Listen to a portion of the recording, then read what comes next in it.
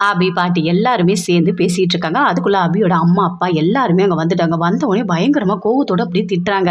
"எதுக்காக அபி இப்படி பண்ணிட்டு இருக்க? நீ அதுக்காக தான் எங்க வாயெல்லாம் மூடி வீட்டுக்கு அனுப்புனியா? நீ எடுக்கிற முடிவுலாம் கரெக்ட்டா?" அப்படின்னு சொல்லிட்டு அவங்க அத்தை அப்படியே பயங்கரமா கத்துறாங்க. "இங்க பாருங்க, எதுவும் கத்தாதீங்க. தயவு செய்து நான் சொல்றத கொஞ்சம் புரிஞ்சுக்கங்க" அப்படின்னு அபி சொல்றாங்க. "என்ன புரிஞ்சுக்க சொல்ற அபி? என்னதான் நீ புரிஞ்சுக்க சொல்ற? கொஞ்சம் கூட யோசிக்கவே மாட்டியா? உன் வாழ்க்கைய பத்தி நீ என்னதான் நினைச்சிட்டு இருக்க? நாங்கலாம் பார்த்து கல்யாணம் பண்ணி வச்சோம். அந்த விக்னேஷ் வேணான்னு சொல்லிட்டு தான் நான் கல்யாணம் பண்ணி வச்சேன். நீ எதுக்காக இப்படிலாம் பண்ணிட்டு இருக்க?" அப்படின்னு அவங்க அப்பா அப்படியே கோவமா பேசுறாரு. "அப்பா, தயவு செய்து நான் சொல்றத கொஞ்சம் புரிஞ்சுக்குங்கப்பா. நான் ஏதாவது ஒண்ணு பண்ணா அதுல அர்த்தம் இருக்கணும் உங்களுக்கு தெரியும்ல" அப்படின்னு அபி சொல்றாங்க.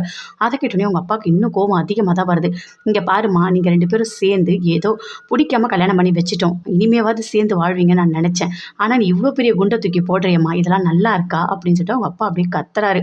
அதுக்கு அபி சொல்றாங்க, "அப்பா, தயவு செய்து எனக்கு கல்யாணமே ஆகலன்னு நெனச்சுக்கங்க. நான் உங்க பொண்ணு அபி, உங்க கூடவே இருந்துர்றேன்ப்பா. எனக்கு இந்த வாழ்க்கையே போதும்ப்பா.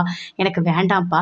இவர நான் கல்யாணம் பண்ணதுக்காக நான் மதுவ கல்யாணம் பண்ணி வச்சுட்டு வந்துடுறேன்ப்பா. வேண்டாம்ப்பா. நான் உங்க கூடவே இருந்துர்றேன்ப்பா" அப்படின்னு சொல்லிட்டு அபி அப்படியே பயங்கரமா அழறாங்க.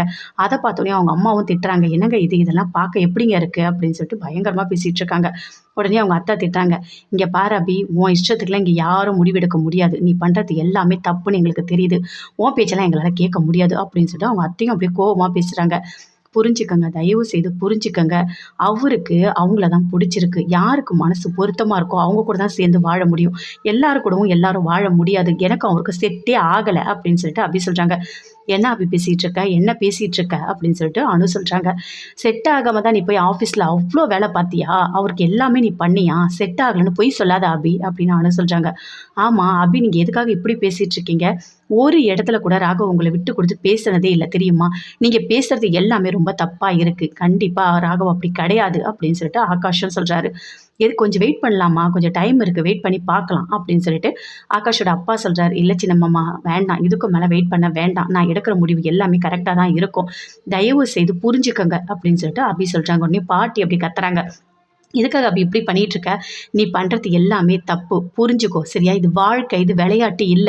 நீ விளையாட்டுத்தனமா முடிவு எடுத்துட்டு இருக்க. உன்னோட முடிவ இங்க யாருமே கேட்க முடியாது" அப்படின்னு பாட்டி சொல்றாங்க. "பாட்டி, மனசு அவர் தான் பாட்டி. அவங்க அவங்க அவரோட மனசுக்குள்ள அவங்க தான் பாட்டி இருக்காங்க. புரிஞ்சுக்கங்க பாட்டி. தயவு செய்து புரிஞ்சுக்கங்க. என்னோட ஃபீலிங்ஸ எல்லாருமே புரிஞ்சுக்கங்க" அப்படின்னு சொல்லிட்டு அப்படியே அழறாங்க. "என்ன, உங்களுக்கு நீங்க நெனச்சது நடந்துருச்சா?" அப்படின்னு சொல்லிட்டு அவங்க அத்தை அப்படியே ராகவ பார்த்து கத்துறாங்க. "நான் எவ்வளவோ சொல்லிட்டேன் அபி கிட்ட. அபி ஆனா என் பேச்ச கேட்கவே இல்ல. நான் எந்த தப்பும் பண்ணல. தயவு செய்து புரிஞ்சுக்கங்க" அப்படின்னு சொல்லிட்டு ராகவ் சொல்றாரு. "இதுக்கு மேல நான் பேசல உன்கிட்ட" அப்படின்னு சொல்லிட்டு அவங்க அப்பா சொல்றாரு. அப்படியே தோள்ல அப்படியே சாஞ்சுட்டு அழறாங்க. அப்படியே ஹக் பண்ணிட்டு பயங்கரமா அழறாங்க. சிவராமன் கையெடுத்து கும்பிடுறாரு. எல்லாரையுமே சுத்தி பார்க்குறாரு. பார்த்துட்டு கண்லேருந்து தண்ணியா வருது. அப்படியே அங்கேருந்து போறாரு. "ஏதாவது பண்ணிட்டு போ" அப்படின்னு சொல்லிட்டு அவங்க அம்மாவும் அங்கேருந்து போறாங்க. அவங்க அத்தை எல்லாருமே அங்கேருந்து போறாங்க. அபி அப்படியே பயங்கரமா ஃபீல் பண்ணி அப்படியே அழுதுட்டு இருக்காங்க. பயங்கரமா அழுதுட்டு இருக்காங்க. அப்போ பாட்டி பார்க்குறாங்க. "இங்க பாரு, நான் ஒரு பெரிய மனுஷி வீட்ல இருக்கேன். கொஞ்சமாவது என்ன மதிக்கிறீங்களா யாராவது? ஏதாவது பண்ணிட்டு போங்க. என்கிட்ட பேசாதீங்க" அப்படின்னு சொல்லிட்டு பாட்டியும் கோவமா உள்ள போறாங்க. எல்லாருமே உள்ள போறாங்க. அப்படியே ஒரு மாரி டென்ஷனா போயிட்டு அப்படியே அபி உட்காந்துட்டு இருக்காங்க. என்ன பண்றதுன்னே அவங்களுக்கு தெரியல. பயங்கரமா ஃபீல் பண்ணிட்டு இருக்காங்க. அப்போ ராகவ் சொல்றாரு. "எதுக்காக அபி இப்படி பண்ணிட்டு இருக்க? உன் கழுத்துல இருக்க தாலிக்கு கொஞ்சமாவது மரியாதை குடுக்குறியா? உன்ன சுத்தி இருக்க எல்லாரையும் சேர்த்து இப்படி கஷ்டப்படுத்திட்டு இருக்க. உன்னால எப்படி இப்படி கஷ்டப்படுத்த முடியுது? நீ ஒரு முடிவு எடுத்தா அதுக்கு நாங்க எல்லாருமே கட்டுப்படணுமா?" அப்படின்னு சொல்லிட்டு ராகவ் கேட்கிறாரு. "பட்டுதாங்க ஆகணும். கட்டுப்பட்டு தான் ஆகணும். நீங்க பண்ணது தப்பு. நீங்க மதுவோட சேர்ந்து வாழ்ந்திருக்கீங்க. நீங்க எதுக்காக இப்படிலாம் பேசிட்டு இருக்கீங்க? நாளைக்கு லாயர போய் பார்க்குறோம். பார்த்துட்டு நம்ம டிவோர்ஸ்க்கு கண்டிப்பா அப்ளை பண்ணணும். நீங்க ஒத்துக்கணும்" அப்படின்னு அபி சொல்றாங்க. ராகவால எதுவுமே பேசவே முடியல. 2 பேருமே சேர்ந்து போயிட்டு லாயர பார்க்குறாங்க. "உங்களுக்கு டிவோர்ஸ் வேணுமா?" அப்படின்னு லாயர் கேட்குறாங்க. "ஆமா." "இதுக்குள்ளவே முடிவு பண்ணிட்டீங்களா டிவோர்ஸ்ன்னு?" அப்படின்னு லாயர் கேட்குறாங்க. "ஆமாங்க. நாங்க 2 பேருமே மனப்பொருத்தமா இல்ல. நாங்க சேர்ந்து வாழ தயாரா இல்ல" அப்படின்னு அபி சொல்றாங்க. "சொல்லுங்க, உங்களுக்கும் கல்யாணத்துல விருப்பம் இல்லையா?" அப்படின்னு ராகவ கேட்குறாங்க. "சொல்லுங்க, சொல்லுங்க" அப்படின்னு அபி சொல்றாங்க. அப்படியே ராகவும் பார்க்குறாரு. "ஆமாங்க" அப்படின்னு சொல்றாரு. "இங்க பாருங்க, இப்போ ஒரு டாக்குமெண்ட் தரேன். அதில நீங்க சைன் பண்ணுங்க. சைன் பண்ணிட்டு குடுங்க. அதுக்குள்ள நாங்க கிடைச்சிரும் கண்டிப்பா டிவோர்ஸ்" அப்படின்னு சொல்றாங்க. அதே மாரி சைன் பண்றாங்க. அபி ராகவ் மட்டும் சைன் பண்ணவே இல்ல. அப்படியே பார்க்குறாரு. "பண்ணுங்க, சைன் பண்ணுங்க" அப்படின்னு அபிக்கு அப்படியே கட்டாயப்படுத்துறாங்க. ராகவும் அப்படியே சைன் பண்றாரு. சைன் பண்ணிட்ட உடனே அப்படியே 2 பேருமே சேர்ந்து ரொம்ப ஃபீல் பண்ணிட்டு வீட்டுக்கு வராங்க. வீட்ல எல்லாருமே இருக்காங்க. பாட்டி, அஞ்சலி, முரளி எல்லாருமே அங்க தான் இருக்காங்க. இருந்துட்டு பயங்கரமா ஃபீல் பண்ணிட்டு இருக்காங்க. "என்ன அபி, நீ நெனச்சத நிறைவேத்திட்டியா? ரொம்ப சந்தோஷமா இருக்கியா? நாங்க எல்லாம் வேண்டான்னு சொன்னா கூட ராகவ் நீங்களும் சேர்ந்து போயிட்டு டிவோர்ஸ்க்கு அப்ளை பண்ணிட்டு வந்திருக்கீங்கல்ல" அப்படின்னு அவனும் அப்படியே கத்துறாங்க. பயங்கரமா கோவம் வருது பாட்டிக்கு. "இங்க பாரு, நான் எவ்வளவோ சொல்றேன். ஆனா கொஞ்சம் கூட புரிஞ்சுக்காம நீங்க எடுக்கிற முடிவ தான் செஞ்சுட்டு இருக்கீங்க" அப்படின்னு சொல்லிட்டு அப்படியே கோவமா கத்துறாங்க. பாட்டி என்னை எதுவுமே பண்ண விடாம என்ன ஒரு குற்ற உணர்ச்சியோட என்ன வந்துட்டு இதெல்லாம் பண்ணி தான் ஆகணும்னு அபி கட்டாயப்படுத்தி தான் எல்லாம் பண்ணிட்டு இருக்கா அப்படின்னு சொல்லிட்டு ராகவும் அப்படியே உள்ள போறாரு. அபி நீ பண்றது எல்லாமே தப்புன்னு உனக்கு எப்போ புரியும்னு எனக்கு தெரியல. ஆனா நீ ரொம்ப பெரிய தப்பு பண்ணிட்டு இருக்க. புரிஞ்சுக்கோ. நீ இந்த மாதிரிலாம் பண்றது எங்களுக்கு சுத்தமா பிடிக்கல அப்படின்னு சொல்லிட்டு பாட்டி அப்படியே கோவமா போறாங்க. நான் எதிர்பார்க்கவே இல்லை அபி. நீ இப்படிலாம் பண்ணுவேன்னு சத்தியமா நான் எதிர்பார்க்கவே இல்லை. எனக்கு ரொம்ப ரொம்ப மனசு கஷ்டமா இருக்கு அப்படின்னு சொல்லிட்டு அஞ்சலி உள்ள போறாங்க. அப்படியே பார்க்குறாரு முரளி பயங்கரமா சந்தோஷப்படுறாரு. அபி நீ படத்தெல்லாம் கரெக்ட் அபி. நீ என்ன பண்றியோ அதை அப்படியே பண்ணு. நீ சீக்கிரமா அந்த வீட்டை விட்டு போணும். நீ வீட்டை விட்டு போனாதான் எனக்கு ரொம்ப சந்தோஷமா இருக்கும். போதும் அபி நீ வாழ்ந்ததெல்லாம் இங்கே போதும். நான் இருக்கேன் அபி உனக்கு. உன்னை ராணி மாதிரி வச்சு தாங்குவோம் அபி. நீ தான் அபி எனக்கு எல்லாமே. இந்த வீட்டை விட்டு சீக்கிரமா போ அபி. மதுக்கும் ராகுவுக்கும் கல்யாணம் பண்ணி வச்சுட்டு நீ கிளம்பு தேவையே கிடையாது அப்படின்னு சொல்லிட்டு அப்படியே மைண்ட் வாய்ஸ்ல ரொம்ப சந்தோஷமா பேசிட்டு இருக்காரு. அங்கேருந்து அப்படியே ரொம்ப டென்ஷனாக போறாங்க அபி. முரளி சுந்தரி 2 பேருமே சேர்ந்து பேசிட்டு இருக்காங்க. பார்த்தீங்களா இங்கே என்ன நடக்குதுன்னு பார்த்தீங்களா? எனக்கு எவ்வளோ சந்தோஷமா இருக்கு அத்தை. மனசுக்கு ஃபுல்லாக அப்படியே குளிர்ச்சியா இருக்கு அத்தை. இதெல்லாம் பார்க்கணும்னு எத்தனை நாள் ஏங்கிட்டு இருந்தேன் தெரியுமா? அப்படின்னு சொல்லிட்டு முரளி சொல்றாரு. இங்க பாரு நீ பாடின அபியோட புராணம் போதும். தயவு செய்து எதுவும் பேசாத சரியா? அடுத்தடுத்து என்ன நடக்குதுன்னு மட்டும் வேடிக்கை பாரு. எல்லாமே நான் இருக்கேன் அப்படின்னு சொல்லிட்டு அங்கேருந்து அப்படியே சுந்தரியும் போறாங்க. முரளி ரொம்ப சந்தோஷமா இருக்காருப்பா. இப்படி ஒரு சந்தோஷம் நான் எதிர்பார்க்கவே இல்லை. இவ்வளோ சீக்கிரம் எனக்கு அபி கிடைப்பான்னு நான் நினச்சி கூட பார்க்கவே இல்லை. சூப்பர் சூப்பர் காட் சூப்பர் அப்படின்னு சொல்லிட்டு அங்கேருந்து அவரு போறாரு. அப்படியே அபி ரொம்ப ஃபீல் பண்ணிட்டு இருக்காங்க. என்ன டிவோர்ஸ்க்கு சைன் பண்ணியாச்சு, டிவோர்ஸ் கிடைச்சிரும், நீ போயிடுவல்ல அப்படின்னு சொல்லிட்டு ராகவ் சொல்றாரு. அப்படியே பார்க்குறாங்க. அபி போய் தானே ஆகணும். வேற என்ன பண்ண முடியும்? நீங்க மதுவோட சேர்ந்து வாழ்ந்துட்டீங்க. இதுக்கப்புறம் நான் என்ன பண்ண முடியும்? நான் நினைச்சா கூட ஒண்ணுமே பண்ண முடியாது அப்படின்னு அபி சொல்றாங்க. தயவு செய்து எனக்கு டிவோர்ஸ் வேணாம். நான் உங்க கூட சேர்ந்து வாழன்னு நீ சொல்லு அபி. என் மனசு முழுக்க நீ தான் அபி இருக்க. எதுக்காக அபி இப்படி பண்ணிட்டு இருக்க?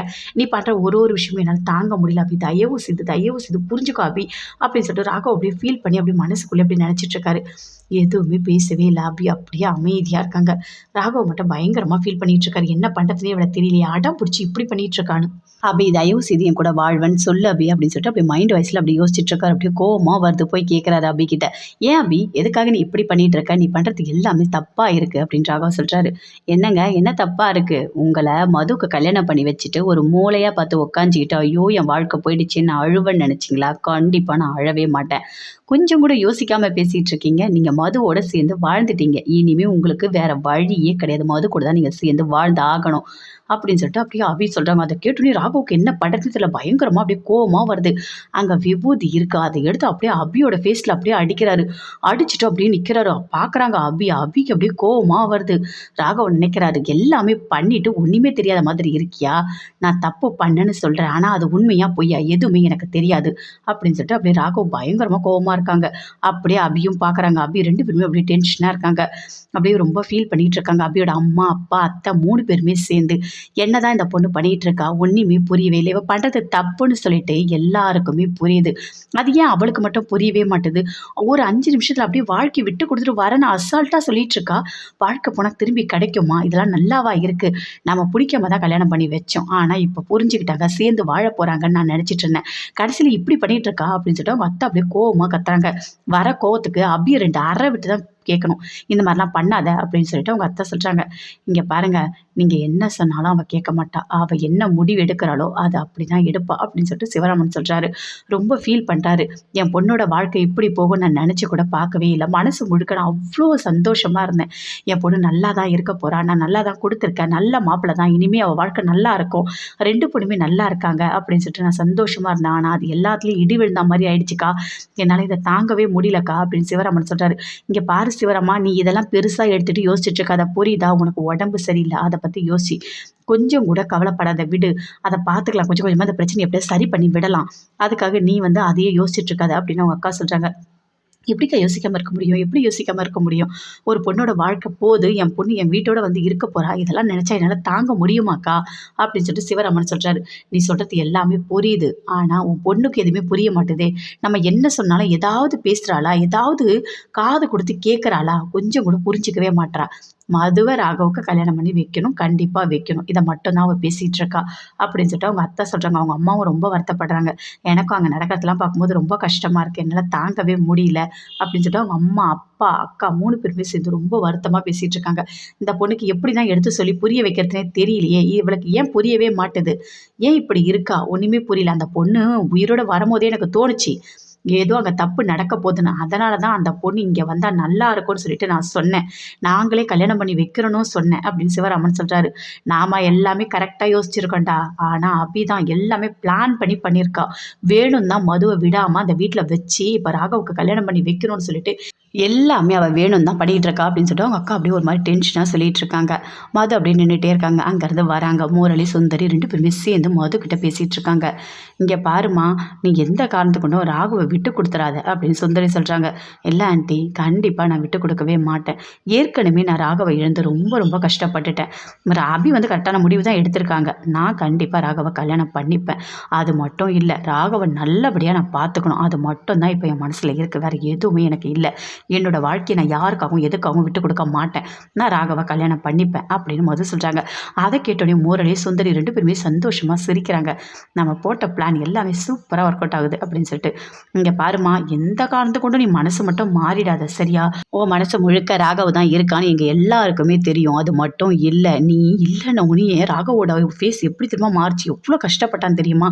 அவன் மனசுக்குள்ளே அவ்வளோ வலியை அனுபவிச்சான். அப்படியே ஒரு மாதிரி டென்ஷன் ஆகிட்டு அதுலேருந்து மறந்து வெளியே வரவே அவனுக்கு ரொம்ப டைம் எடுத்தது. அதனால தான் இப்போயே அவன் டென்ஷன் டேப்லெட்லாம் போட்டுட்ருக்கான்.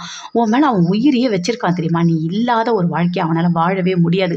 ஏதோ இந்த அபியை வந்து கல்யாணம் பண்ணி வச்சுட்டாங்க, கடமைக்காக அவன் வாழ்ந்துட்டுருக்கான். மற்றபடி அவனுக்கு பிடிச்சிலாம் அந்த அபி கூட வாழலை அப்படின்னு சொல்லிட்டு சுந்தரி சொல்கிறாங்க. எனக்கும் எல்லாமே தெரியுது ஆண்டி. என் கூட ராகவ் கோயிலுக்கு வந்தார். அங்கே ஒரு மாதிரி ஏதோ ஒருத்தவங்க 2 பேர் பேசிகிட்டு இருந்தாங்க. சண்டைன்னு நினச்சிட்டு அவ்வளோ பதட்டப்பட்டு என்னை அவ்வளோ ஒரு அக்கறையோடு அவர் என்னை கூட்டிகிட்டு வந்தார். அப்போ தான் நானே தெரிஞ்சுக்கிட்டேன் அவர் மனசு முழுக்க நான் தான் இருக்கேன்னு சொல்லிட்டு. கண்டிப்பாக நான் அவரை விட்டு போகவே மாட்டேன். எந்த காரணத்தை கூட யார் சொன்னாலும் இந்த சான்ஸை நான் மிஸ் பண்ணவே மாட்டேன் அப்படின்னு சொல்லிட்டு மது சொல்கிறாங்க.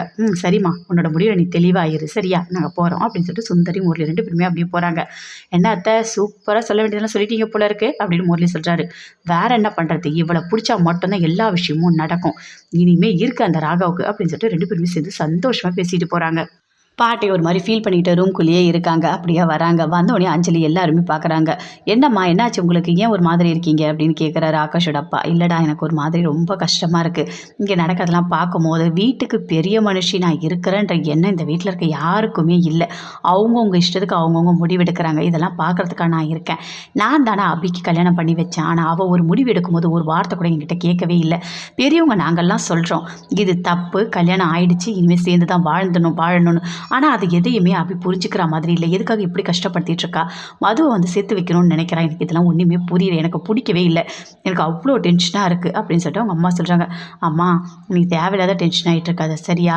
இது எல்லாமே நடக்கணும்னு இருக்குது, நடக்குது. எப்படியாவது நம்ம அபிக்கு புரிய வச்சு மதுவும் ராகவும் கல்யாணம் பண்ணாமல் நம்ம தடுக்க முடியும் அப்படின்னு சொல்கிறாரு. முடியுமா? அப்படி பார்த்தா தெரியலையே. அபி அப்படி அடம் பிடிக்கிறா. அது டிவோர்ஸ் போய் சைன் பண்ணி வச்சுட்டு வந்திருக்கா.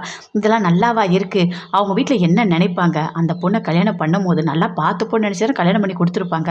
இப்படிலாம் பண்ணால் இதெல்லாம் நல்லாவா இருக்குது அப்படின்னு சொல்லிட்டு பாட்டி ரொம்ப ஃபீல் பண்ணுறாங்க. இங்கே பாருங்கம்மா, நீங்கள் ஃபீல் பண்ணாதீங்க. நான் இன்னொரு வாட்டி அபிக்கிட்ட பேசி பார்க்குறேன். எப்படியாவது அபியோட மனசை நான் மாற்றிடுறேம்மா. கண்டிப்பாக நல்லதே நடக்கும். நம்ம குடும்பத்தில் இருக்க நிம்மதி எந்த காரணத்தை கொண்டும் போகவும் விடமாட்டேன் அப்படின்னு சொல்கிறாரு. பேசுப்பா, நீ பேசி அதை சரி பண்ண பாரு. எனக்கு ரொம்ப கஷ்டமாக இருக்குது தெரியுமா? என்னால் இதெல்லாம் தாங்கவே முடியல அப்படின்னு சொல்லிட்டு பாட்டி ரொம்ப வருத்தப்பட்டுட்டு இருக்காங்க. பாட்டி, நீங்கள் வருத்தப்படாதீங்க அப்படின்னு சொல்லிட்டு அஞ்சலியும் சொல்கிறாங்க. நானும் அபிக்கிட்ட இன்னொரு வாட்டி பேசி பார்க்குறேன். அபி பண்ணுறதுலாம் தப்புன்னு நான் எடுத்து புரிய வைக்கிறேன் அப்படின்னு அஞ்சலியும் சொல்கிறாங்க. சரி, 2 பேருமே சேர்ந்து பேசுங்க. எது பேசினாலும் ஒரு நல்ல முடிவாக எடுங்க. என்னால் இதெல்லாம் வந்து பார்க்க முடியல அப்படின்னு பாட்டி ரொம்ப ஃபீல் பண்ணிகிட்ருக்காங்க. மது எதுவுமே பேசவே இல்லை. அப்படியே அமைதியாக உட்காந்துட்ருக்காங்க. அங்கே தான் ஆகாஷ் வராரு. வந்து கேட்குறாரு, இங்கே பாருங்கள் மது, உங்ககிட்ட நான் பேசணும் அப்படின்னு சொல்லிட்டு. சொல்லுங்கள் அப்படின்னு சொல்லிட்டு மது கேட்குறாங்க. இங்கே பாருங்கள், இங்கே நடக்கிறது எல்லாத்தையும் நீங்கள் பார்த்துக்கிட்டு தானே இருக்கீங்க. பார்க்கவே எனக்கு ரொம்ப கஷ்டமாக இருக்குது. உங்களுக்கு ஒன்று தெரியுமா? அபி ரொம்ப ரொம்ப ரொம்ப தங்கமானவங்க. கண்டிப்பாக ராகவுக்கு பொருத்தமானவங்க தான். நாங்கள் பார்த்து கல்யாணம் பண்ணி வச்சுருக்கோம். அவங்க 2 பேர் சேர்ந்து வாழ்ந்தால் தான் நல்லாயிருக்கும் அப்படின்னு ஆகாஷ் சொல்கிறாரு. நான் என்ன பண்ண முடியும் அப்படின்னு மது சொல்கிறாங்க. உங்களை தான் ராகவுக்கு கல்யாணம் பண்ணி வைக்கணும்னு சொல்லிட்டு எதுக்காக அபி அப்படி அடம் பிடிக்கிறாங்க? என்ன காரணம்? அப்போ உங்களுக்கும் இதில் சம்மதம் இருக்கா அப்படின்னு ஆகாஷ் கேட்குறாரு. எதுவுமே பேசவே இல்லை. மது அப்படியே அமைதியாக இருக்காங்க. நீங்கள் அமைதியாக இருக்கிறத பார்த்தா உங்களுக்கும் சம்மதம் இருக்கும் மாதிரி தானே தோணுது அப்படின்னு ஆகாஷ் சொல்கிறாரு. நான் தான் உங்ககிட்ட ஏற்கனவே சொன்னேன்ல, ஒரு நல்ல மாப்பிள்ளையை பார்த்து உங்களுக்கு கல்யாணம் பண்ணி வைக்கிறேன், நீங்கள் வந்து முடிவை சொல்லுங்கன்னு நான் சொன்னேன். நீங்கள் என்ன சொன்னீங்க? டைம் வேணும்னு சொன்னீங்க. அப்போது அதில் ஏதோ ஒரு உள்நோக்கம் இருந்திருக்கு. அதனால தான் நீங்கள் டைம் கேட்டிருக்கீங்க. அப்படின்னு சொல்லிட்டு ஆகாஷ் சொல்கிறாரு. அப்பயும் மதுவால் எதுவுமே பேசவே முடியல, அப்படியே அமைதியாக தான் இருக்காங்க. இல்லை, நான் வந்து எனக்கு மனசு கஷ்டமாக இருக்குது, அதனால தான் நான் கொஞ்சம் டைம் கேட்டேன், வேறு எந்த காரணமும் இல்லை அப்படின்னு மது சொல்கிறாங்க. எனக்கு நல்லா புரிஞ்சுக்கங்க, நீங்கள் கண்டிப்பாக வேறு ஒருத்தரை கல்யாணம் பண்ணிக்கங்க, அதுதான் உங்கள் வாழ்க்கைக்கு நல்லா இருக்கும். அபி ராகவ் 2 பேருமே சேர்ந்து வாழணும், அவங்க பிரியவே கூடாது. அப்படி பிரிஞ்சாங்கன்னா எங்கள் வீட்டோட நிம்மதி எல்லாமே போயிடும். பாட்டி இதெல்லாம் தாங்கவே மாட்டாங்க. பெரியவங்க எல்லாருமே சேர்ந்து தான் கல்யாணம் பண்ணி வச்சுருக்காங்க. அவங்க 2 பேரும் சேர்ந்து பிரியவே கூடாது. அவங்க பிரியறதுக்கு நீங்கள் காரணமாக இருக்கவே கூடாது. நீங்கள் இப்பயே வேறு ஒரு மாப்பிள்ளையை கல்யாணம் பண்ணிக்கிறதுக்கு ஒத்துக்கிறேன்னு நீங்கள் சொல்லுங்கள். இப்போ நீங்கள் எடுக்கிற முடிவை பொறுத்து தான் அபியோட வாழ்க்கை நல்லபடியாக இருக்கும். நீங்கள் தான் வந்து சொல்லணும், நான் ராகவை கல்யாணம் பண்ணிக்க மாட்டேன், நீங்கள் எந்த மாப்பிள்ளை பார்த்தாலும் நான் கல்யாணம் பண்ணிக்கிறேன், நீங்கள் ஒரு முடிவு இப்போ உடனே எடுத்து தான் ஆகணும், வேறு வழியே கிடையாது அப்படின்னு அக்கா சொல்கிறாரு. அப்படியே மது அமைதியாக இருக்காங்க. நீங்கள் அமைதியாக இருக்கக்கூடாது, முடிவு எடுத்துகிட்டு எனக்கு வந்து சொல்லுங்கள் அப்படின்னு சொல்லிட்டு அங்கேருந்து அப்படியே போகிறாரு. யோசிக்கிறாங்க மது, ஆகாஷ் என்ன இப்படி சொல்லிட்டு போகிறாரு அப்படின்னு சொல்லிட்டு. நாம் எப்படி வந்து இன்னொருத்தரை கல்யாணம் பண்ணிக்க முடியும்? நம்ம மனசு முழுக்க ராகவ் தானே இருக்கார், ராகவ் தான் நம்ம கல்யாணம் பண்ணிக்கணும். அபி பட்டது எல்லாமே கரெக்டாக தானே இருக்குது. அபி டிவோர்ஸ் வாங்கட்டும், கண்டிப்பாக ராகவை நம்ம கல்யாணம் பண்ணிப்போம். எந்த காரணத்தை கூட நம்ம ராகவை விட்டு கொடுக்கவே கூடாது. என்னோட ராகவ் நான் எவ்வளோ லவ் பண்ண தெரியுமா, ராகவை கல்யாணம் பண்ணிக்கணும் எவ்வளோ கடவுளை எவ்வளோ ஆசையோடு நான் வாழ்ந்தேன். இது எல்லாமே ஒன்றும் இல்லைன்னு நான் நினச்சேன் அபியை கல்யாணம் பண்ணும்போது. ஆனால் இப்போ அபியை தான் உண்மையை சொல்கிறாங்க, 2 பேருக்குமே செட் ஆகலை, நாங்கள் 2 பேரும் பிரிஞ்சு போகிறோம். அப்படி பிரிஞ்சு போகிறவங்க போகட்டுமே, எதுக்காக அவங்கள வந்து சேர்த்து வைக்கணும்னு இவங்க எல்லாரும் நினைக்கிறாங்க. அவங்களுக்கு பிடிக்கல, ஆனால் எனக்கும் ராகவ் 2 பேருக்குமே செட் ஆகும், கரெக்டாக இருக்குது. லவ் பண்ணவங்க எதுக்காக எல்லாரும் சேர்ந்து இப்படி தடுக்கிறாங்க? தடுக்கவே கூடாது. யார் சொன்னாலும் நான் கேட்க மாட்டேன், கண்டிப்பாக ராகவ் எனக்கு தான் அப்படின்னு சொல்லிட்டு மது அப்படியே மைண்டு வாய்ஸில் அப்படியே நினச்சிட்டே இருக்காங்க. ரொம்ப ஃபீல் பண்ணிகிட்டு இருக்காங்க. அனு என்ன பண்ணுறதுனே தெரியல. ஆகாஷ் 2 பேருமே சேர்ந்து பேசிகிட்டு இருக்காங்க. இவ பண்ணுறது எல்லாமே எப்படி இருக்குது, என்னால் இதெல்லாம் ரொம்ப ஒரு மாதிரி கஷ்டமாக இருக்குது அப்படின்னு சொல்கிறாங்க அனு. நாங்களும் பார்த்துட்டு தான் அனு இருக்கேன், எனக்கும் ரொம்ப கஷ்டமாக இருக்குது. நான் போய்ட்டு மதுக்கிட்ட சொல்லியிருக்கேன். என்ன சொன்னீங்க? நான் வந்து இப்போவே நீங்கள் ஒரு முடிவு எடுக்கணும், வேறு ஒரு மாப்பிளை நீங்கள் கல்யாணம் பண்ணிட்டு போகணும் அப்படின்னு சொல்லியிருக்கேன் அப்படின்னு ஆகாஷ் சொல்கிறாரு. கரெக்டாக தான் சொல்லியிருக்கீங்க. அதுக்கு மது என்ன சொன்னாங்க அப்படின்னு நானும் கேட்குறாங்க. எதுவுமே பேசவே இல்லை, அப்படியே அமைதியாக இருக்காங்க. ஆமாம், அவங்க அமைதியாக தான் இருப்பாங்க. அமைதியாக இருந்தே அவங்க காரியத்தை சாதிச்சுக்கலாம்னு நினைக்கிறாங்க. அவங்க மனசு முழுக்க ராகவ் தான் இருக்கார், அதனால தான் அவங்க அமைதியாக இருக்காங்க. அப்படி இல்லைனா வேற ஒரு மாப்பிள்ளை கல்யாணம் பண்ணிட்டு போக வேண்டியது தானே. எதுக்காக அபியோட வாழ்க்கையில் இவங்க தலையிடணும்? எதுக்காக அபி இவங்களை கல்யாணம் பண்ணி வைக்கணும்னு ராகவுக்கு நினைக்கணும்? இதில் ஏதோ தப்பாக இருக்குது அப்படின்னு நானும் சொல்கிறாங்க. எனக்கும் அதான் ஒன்றுமே புரியல. அபி இவ்வளோ ஸ்ட்ராங்காக எதுக்காக முடிவு எடுக்கிறாங்க? கொஞ்சம் பொறுமையாக இருக்கிறவங்க தானே அவங்க, ஏன் இப்படி பண்ணுறாங்க அப்படின்னு சொல்லிட்டு ஆகாஷம் சொல்கிறாரு. எனக்கும் அதுதான் புரியல அப்படின்னு அனு சொல்கிறாங்க. ஏதோ தப்பாக இருக்குது, அபிக்கு ஏதோ ஒரு விஷயம் தெரிஞ்சிருக்கு, அப்படி விஷயம் தெரிஞ்சதுனால தான் அபி ஸ்ட்ராங்காக ஒரு முடிவு எடுத்திருக்காளோன்னு எனக்கு தோணுது அப்படின்னு அனு சொல்கிறாங்க. அது எப்படி இப்படி பேசுகிறீங்க அப்படின்னு ஆகாஷ் கேட்குறாரு. இல்லை, எதுக்காக அவள் இப்போ திடீர்னு இப்படி ஒரு முடிவு பண்ணியிருக்கா? 2 பேருமே எவ்வளோ சந்தோஷமாக இருந்தாங்கன்னு நம்ம நேரில் பார்த்துருக்கோம். இவங்க சாப்பிட்டா அவங்க தலையில் தட்டி விடுறாங்க, அவங்க சாப்பிட்டா இவங்க தலையில் தட்டி விடுறாங்க. ராகவுக்கு ஒன்றா ஆஃபீஸ்க்கு போயிட்டு எல்லா ப்ராப்ளத்தையும் சால்வ் பண்ணுறா, எல்லாமே கூட இருந்து பார்த்து நம்ம பார்த்துருக்கோம். அது மட்டும் கிடையாது, அபிக்கு ஒன்றுனா ராகவ் துடிக்கிறதையும் நம்ம பார்த்துருக்கோம். அப்போ 2 பேருக்குள்ள ஒரு அண்டர்ஸ்டாண்டிங் வந்திருக்கு. ஆனால் நடுவில் மது வந்ததுனால ஏதோ ஒரு விஷயம் அபிக்கு தெரிஞ்சிருக்கு. அதனால தான் அபி இப்படி ஒரு ஸ்ட்ராங்காக ஒரு முடிவு எடுத்திருக்கா. இல்லைனா அபி இந்த மாதிரி எடுக்கிற பொண்ணு கிடையாது. கண்டிப்பாக அப்பாவை பற்றி ஒரு செகண்ட் யோசிச்சு பாப்பா. யாரை பற்றியுமே யோசிக்காமல் ஒரு முடிவு எடுத்திருக்கானா ஏதோ ஒரு விஷயம் இருக்குது, அதை நம்ம கண்டுபிடிக்கணும் அப்படின்னு அனு சொல்கிறாங்க. அப்படியா சொல்கிறீங்க? இருக்குமா அப்படின்னு சொல்லிட்டு ஆகாஷம் கேட்குறாரு. ஆமாம், கண்டிப்பாக இருக்குது.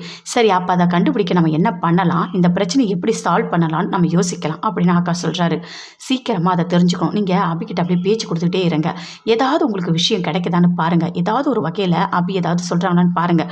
அப்படி சொன்னால் நம்ம ஈஸியாக கண்டுபிடிச்சிடலாம் அப்படின்னு ஆகாஷ் சொல்கிறாரு. சரி, நான் கண்டிப்பாக பேசுகிறேன், அபிக்கிட்ட நான் பேசுகிறேன் அப்படின்னு அங்கேருந்து அனு போகிறாங்க. போயிட்டு அப்படியே அபிக்கிட்ட பேசுகிறாங்க.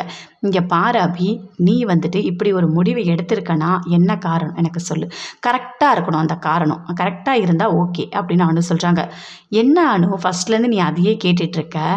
எனக்கும் ராகவுக்கும் செட் ஆகலை, மதுக்கும் ராகவுக்கும் தான் செட் ஆகுது, அதனால் அவங்களுக்கு கல்யாணம் பண்ணி வச்சிடலாம், அவங்க லைஃப் லாங் நல்லா இருப்பாங்க அப்படின்னு சொல்லிட்டு அப்படி சொல்கிறாங்க. அவங்க லைஃப் லாங் நல்லா இருப்பாங்க, ஓகே. நீ எதுக்காக இந்த வாழ்க்கையை விட்டு கொடுக்குற, என்ன காரணம் நீ சொல்லு அப்படின்னு அனு கேட்குறாங்க. என்ன அனு, நான் சொல்கிறத புரிஞ்சுக்காம நீ அதையே கேட்டுகிட்டே இருக்க அப்படின்னு அபி சொல்கிறாங்க. இல்லை அபி, உன்னோட எல்லா ரியாக்ஷனும் நிறைய மாற்றம் இருக்குது. எல்லாமே நீ திடீர்னு நீ எடுக்கிற முடிவு எல்லாத்தையுமே உன்னை சுற்றி இருக்கவங்க யாரை பற்றியுமே நீ கவலைப்படாமல் எடுக்கிற. ஆனால் நீ அப்படியாப்பட்ட பொண்ணு கிடையாது. எல்லாரை பற்றியும் யோசிப்ப. இவங்க மனசு கஷ்டப்படுமா, அவங்க மனசு கஷ்டப்படுமா, இது தப்பான்னு நல்லா யோசிச்சு தான் நீ முடிவெடுப்ப. நீ எதுக்காக இப்படி பண்ணுற அப்படின்னு அனு கேட்குறாங்க. இல்லை அனு, அதெல்லாம் எந்த காரணமும் இல்லை அனு. என் மனசுக்கு தோணுது. எனக்கு இங்கே இருக்கவே பிடிக்கல அனு. நீயே பார்த்துட்ருக்கல நிறைய ஒரு மாதிரி ஒரு ஒரு எனக்கு பிடிக்கல அனு. அதனால தான் நான் அம்மா வீட்டுக்கே நான் போகிறேன்னு சொல்கிறேன். கண்டிப்பாக அங்கே போனால் நான் சந்தோஷமாக இருப்பேன். எனக்கு அங்கே பிடிச்சவங்க எங்கள் அம்மா, அப்பா, அத்தை எல்லாருமே என்னை நல்லா பார்த்துப்பாங்க. எனக்கு அங்கே இருந்தால் தான் நல்லா இருக்கும்னு தோணுது அப்படின்னு சொல்லிட்டு அபி சொல்கிறாங்க. அபி தயவுசெய்து நீ பேசாத, நான் இவ்வளோ கேட்டு நீ எதுவுமே சொல்லவே இல்லைல்ல அப்படின்னு அனு அங்கேருந்து அப்படியே ஒரு மாதிரி டென்ஷனாக போகிறாங்க. அனு உங்ககிட்ட நான் எதுவுமே சொல்ல முடியாத நிலைமையில இருக்கேன் அனு. எந்த விஷயமும் நான் சொல்ல முடியாது. அது வந்துட்டு மாசமாக இருந்தாங்க, அவங்க கரு கலைஞ்சது, இது எதையுமே நான் யாருக்கிட்டையுமே சொல்ல முடியாது. அப்படி சொன்னாலும் ராகவ் தாங்க மாட்டார். அதனால தான் நான் உண்மையை சொல்லலை அப்படின்னு சொல்லிட்டு